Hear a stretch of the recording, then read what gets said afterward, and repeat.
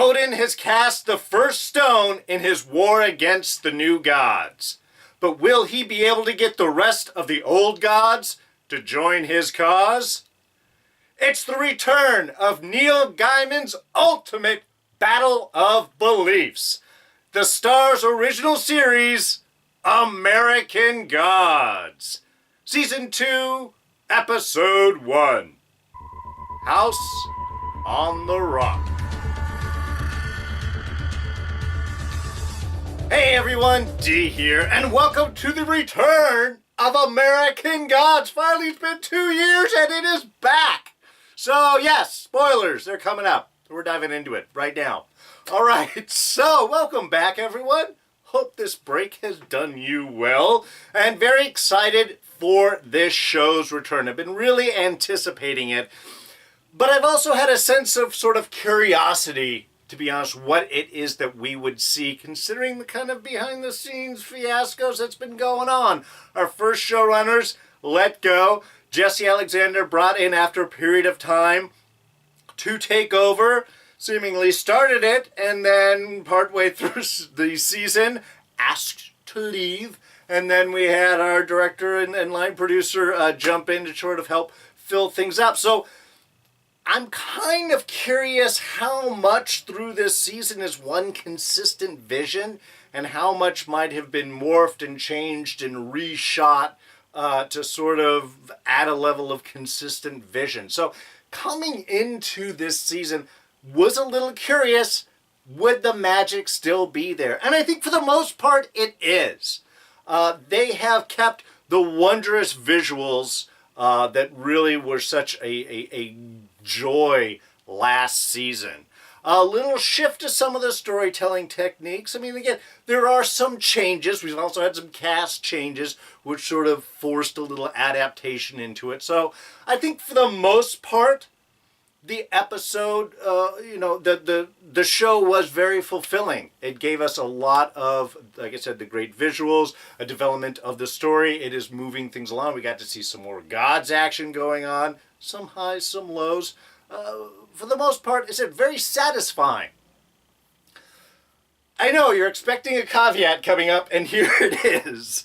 While it was, I think it maintained a lot of the vision and feel for last season, I don't think it built upon it that much.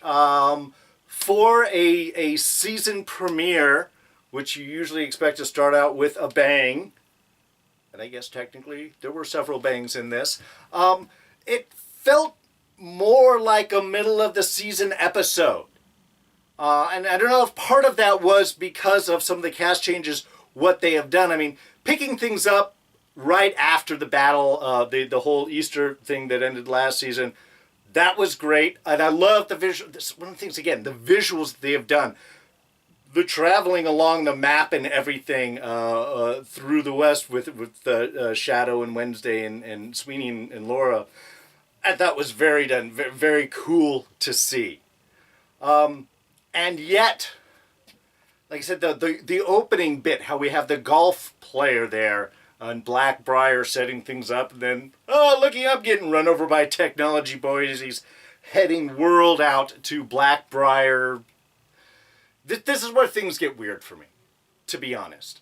This whole opening bit, like I said, it felt like a middle of the episode, and part of it was because their world wasn't really hurt. I mean, the body he was inhabiting at the end of last episode was damaged and killed, and that's where he went off with the "you wanted a war, you have one."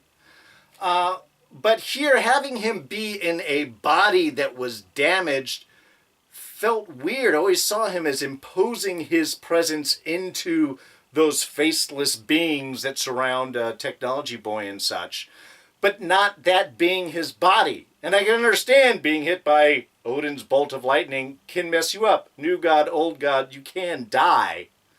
But it felt weird. And why did media leave? He's like, I can't start this war without my, best spokesperson, find me media. She was standing right there at the end of last season. I know this is one of the cast changes that we have to deal with, but it felt a little disjointed. And I think part of that is just the adjustment they're making to a second season storytelling. But all of that felt weird. And as much as I love Crispin Glover as World, and he was definitely playing it, the verbose language and everything he was using was very poetic and perfect and beautiful. Him coming in and using the president's spy system, having to access a human to allow him to use the technology, felt very ungodly. And yes, I can understand if he was wounded by Odin's lightning bolt there at the end of last season. But in all this, I felt that he was a being up in the sky, that he was the satellite system, that he was the ultimate big brother viewing down on everyone. Him having to go in and ask this guy to let him use the system, threat or not, just felt weird and kind of out of place, considering how powerful and imposing and omnipresent he felt last season. It was just jarring. But like I said, as for the rest of the episode, pretty fulfilling, beautiful visuals. The house on the rock. Yes, that is a real place. It is that crazy. World's largest carousel. And no, you can't write it. Though I do understand Neil Gaiman was allowed in some of the cast. I think they might have done some of that for this actual filming. So they filmed a lot of stuff I think all of this in the actual location. So yeah, crazy looking place. Just goes on forever. Super cool looking. And I loved how Wednesday had sort of brought up the idea of the roadside attraction as a manifestation of places of power. Because, of course, the show really does deal all about faith and belief. And, whatever you believe in can become real. And what is real is what you believe in. And the sort of give and take that all that comes with. But the idea of these places of powers that traditionally would be where you would have your places of worship, your gatherings of people, your stone circles, your churches, and things like that. That in America, which does have churches sort of everywhere, really those places of power are the roadside attraction, where you can come and live in this strange, weird place and get the t-shirt and buy the things and be a part of it and live within it and sort of complete yourselves. I mean, people have a whole mission in life to visit certain places, to collect certain things. And as they focus all of their energy and belief in these items, that grants them power. So, I mean, that sort of give and take, it's a beautiful, very Americanized idea of these places of power and the give and take of worship and purchase and idolatry and everything that is all kind of involved in these things. Not that I have any idea what any of that stuff is like. So, yeah, probably got a few gods floating around here myself. But it was a wonderful idea. And that sort of is essential then becomes the whole power of the carousel that Odin brings in when they finally bring all of the gods in as a place to meet, because this is the center of this giant roadside attraction, this place where all of these people come and pay their money and buy their kitsch and wander through and imagine and believe and worship, and all of this energy constantly flowing, and this carousel kind of like just this gathering top center, pulling this energy in, gathering it, storing it, so when the old gods come in and climb onto the carousel, they can bask and soak up and use all of this gathered energy in order to propel themselves off into Odin's mind there. And again, very cool sequence. God, seriously, that trip through the stars, super brief, totally cool. That's the awesome stuff that we like to see. But yeah, just again, exciting. Just cool how managed to embreed the ideas inside of this location and use all of that in order to, again, further propel the story. I didn't mean to do that right there, but it does work. Now, of course, before we get onto the carousel, everyone's got to get their fortune reads. And that was a whole interesting sort of sequence. We're seeing here a lot of the battle, the push and pull of Shadow between Laura and Wednesday here, which I think is going to be that, again, continuing theme going through this season. How each of them is striving for power, for attention to take Shadow onto their side. The interchange between Laura and Wednesday when they first arrived at the house on the rock. She's like, I'm just here to look out for my guy, and Wednesday's trying to make a deal, even sounding like maybe she can get a little bit of life by the end of this, no longer be dead wife. It's just very cool how strong Wednesday can sort of manipulate and use, and how straightforward and not giving a shit Laura is. I'm enjoying their kind of sparring back and forth. And of course, we just have Sweeney, who's along just to get his coin back. I love how they're playing with his luck throughout all of this. Favorite moment from the beginning when he flicks the cigarette outside, flies back into the window and lands on his neck. He is constantly pushing about getting his coin back. And again, that's still some of that dynamic that we had last season. Started to feel a little dragged on sort of towards the end there. But even then, like Sweeney not being allowed inside, he's one of Wednesday's men, but he can't come into the meeting. Is it because Odin wants him to keep an eye on Laura? Potentially. Can seem that way. But Sweeney himself, I mean, he's a leprechaun, so not really a god. Maybe is that one of the reasons? And of course, Shadow becomes very important coming in later on with the meeting, which we'll get to. But the whole fortune idea, I thought was kind of interesting. First off, we have, of course, Bilquis getting her fortune, and that seemed to apply directly to Shadow. Notice how she looked up and looked right at Shadow afterwards. Very cool, very interesting going on. A lot of speculation as to the relationship between Bilquis and Shadow. Interesting going on. I think it ends up being that Shadow is a god, someone's kid. And I think that was sort of implied when we get to his fortune, which is what every end is also a beginning. Your lucky number is dead. Your lucky color is your lucky number is none. Your lucky color is dead. And was it like father, like son? So, interesting, I think, of course, the dead seems to apply towards Laura right there, that she is his lucky coin, and of course she can find and locate him anywhere, because in her eyes, he glows. So, that's what it seems like, and the like father, like son, that's, for me, that's sort of, I don't know, I don't think that he's Odin's son. I think he might be related to Bilquis, and that's just because of the reaction that she had off of reading her fortune. But again, that's sort of my guess. But every man's fortune is their own to read, as Wednesday had said. I love how he just looks at his and laughs. But the real question is Laura. She has a blank fortune. She's dead.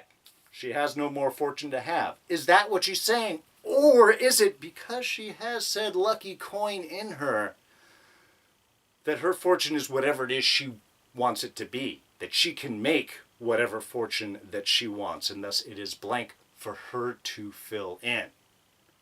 I mean, it was interesting that we had Sweeney offer to fill in one for her, but I'm leaning more towards the latter. The way that Laura is playing out in this, I think she is that wild card, and she's the one that could go in any direction. So I don't think the fortune is so much that she is dead, but that all possibilities are open to her. Oh, and of course, after all of this deep thought and meaning is looked into all of these fortunes, the fact that Nancy just laughs is like, it's a fortune from a machine, from a dummy! Dummy! And I love Nancy. God, every moment he's on screen is awesome. And so that will lead us to this week's Scene of the Week! Being, of course, the Grand Majesty meeting inside of Odin's head. in his bit of imagination. Beautiful little setting up there. The north, the whole very Viking feel to it, and the tall, gathering, fire-filled place that you need to keep you warm in the cold, cold north. Was just, again, visuals, beautiful. But that whole sequence of the meeting of the gods, visual splendor. Really, just because we're getting a good view of the gods, things that were promised really all of last season. We get that brief insight at the end when Wednesday revealed himself as Odin. But here we actually get to see their interactions in their, what we can assume to be a relative true form. Looked that way to everyone. But with the visuals and everything half moving and half trippy and LSD looking, and yet flames coming from the eyes and over their beings, every shadow sort of intrinsically lit there, was just again, a visual treat. Plus, we also get our big final pitch of Odin to the rest of the gods and the war coming up. Bilquis here, who of course has inserted herself in, being old when the first calves were sacrificed to you, Odin, or horses were sacrificed to Odin, really sort of laying down her credentials right at the beginning there. But her idea of being there as sort of a mouthpiece for the new gods, and I think was handled well. Supporting Odin, yeah, what he's talking about is true stuff. We have these beliefs. However, there are options. I have learned to adapt, to evolve into the new ways. And now with our current technology and dating apps, as work specifically for her, she can get in direct contact with her worshippers. It's a good pitch.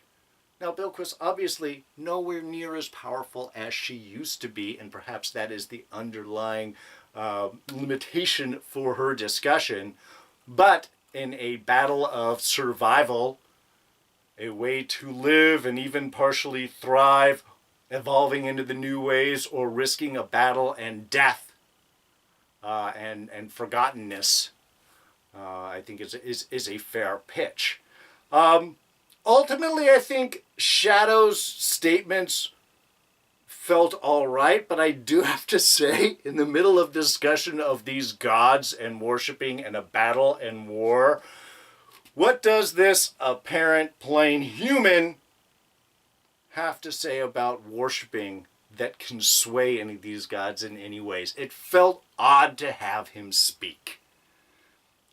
And yet, as he did, talking about how Odin has shown him belief and talking about wanting to be worthy of worship, of that belief, of that dedication, I think overall his speech sort of rang true, just seeing this battle from the other position, not just the gods, but also the worshippers, the people that give them their power. I think ultimately did work well. Odin certainly thought that he was going to be a good closer. But I have to say, that was the only kind of hitch halfway through that scene. I was like, what is Shadow doing talking about all of this? And yet, as he spoke, it rang pretty well. And I think that rounded out that scene excellent. We got our visuals, we got our pitch, we got the battle plans, we got the countervision, and we got Shadow again inserting himself in the worlds of these gods. Just happy to be part of it. So, good scene.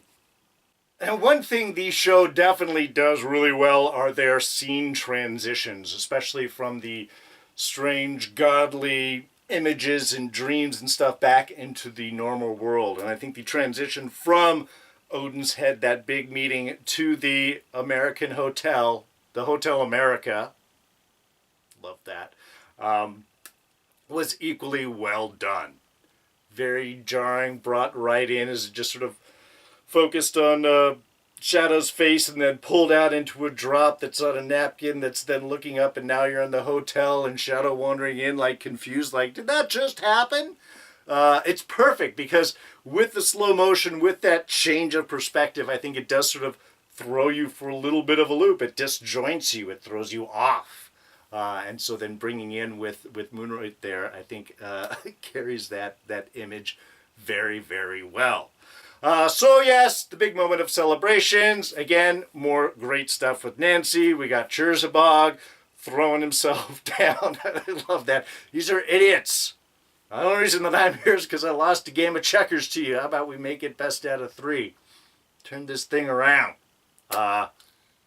Again, a great setup. But what we have here is, of course, World's, not revenge, maybe counter-statement to Wednesday's opening barrage of lightning, taking out our dear Zora.